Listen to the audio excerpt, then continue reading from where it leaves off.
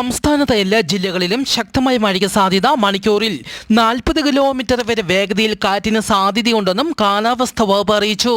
സംസ്ഥാനത്ത് വേനൽ മഴ ശക്തി പ്രാപിക്കുന്നു. വരും ദിവസങ്ങളിൽ മഴ വീണ്ടും ശക്തി പ്രാപിക്കും. ഇന്നും നാളെയും കേരളത്തിൽ ഇടിമിന്നലോട് കൂടിയ മഴയ്ക്ക് സാധ്യത.